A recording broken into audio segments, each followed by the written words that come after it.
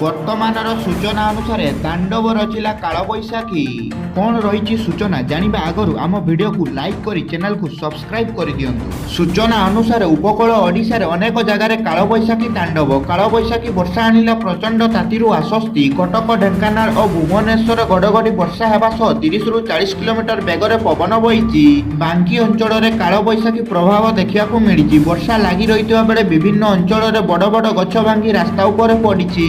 ବାଙ୍କୀ କଟକ ରାସ୍ତାର କୁଶପଙ୍ଗୀ ନିକଟରେ ଅନେକ ଗଛ ରାସ୍ତା ଉପରେ ପଡ଼ିଥିବା ଦେଖିବାକୁ ମିଳିଛି। ଫଳରେ ବାଙ୍କୀ କଟକ ରାସ୍ତାରେ ଯାତାୟାତ ବାଧାପ୍ରାପ୍ତ ହୋଇଛି। ଦିନ 11:30ଟା ଯାଏଁ ଭୁବନେଶ୍ୱର ଅନୁଭୂତ ହେଉଥିଲା 39.2 ଡିଗ୍ରୀ ତାପମାତ୍ରା। ଏବେ ତାତିରୁ ସାମାନ୍ୟ ଆଶ୍ୱସ୍ତି ମିଳିଛି। କାଳବୈଶାଖୀ ବର୍ଷା ପବନ ଯୋଗୁଁ ଅନେକ ସ୍ଥାନରେ ବ୍ୟାପକ କ୍ଷୟକ୍ଷତି ଘଟିଛି। ତୁରନ୍ତ କ୍ଷୟକ୍ଷତି ରିପୋର୍ଟ ଦେବାକୁ ଜିଲ୍ଲାପାଳ ମାନଙ୍କୁ ଏସ୍ଆର୍ସି ନିର୍ଦ୍ଦେଶ ଦେଇଛନ୍ତି। ବିଦ୍ୟୁତ୍ ସରବରାହ ତୁରନ୍ତ ପୁନର୍ବାର କରିବାକୁ ନିର୍ଦ୍ଦେଶ ଦେଇଛନ୍ତି।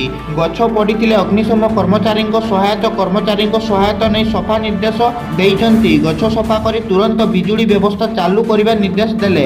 ଝଡ଼ରେ ଭାଙ୍ଗିଥିବା ଘର କ୍ଷୟକ୍ଷତି ରିପୋର୍ଟ ଦେବାକୁ ନିର୍ଦ୍ଦେଶ ଦେଲେ। ଜୀବନ ବାହିନୀ ଘଟିଥିଲେ ବା ଆହତ ହୋଇଥିଲେ ରିପୋର୍ଟ ଦେବାକୁ କହିଲେ।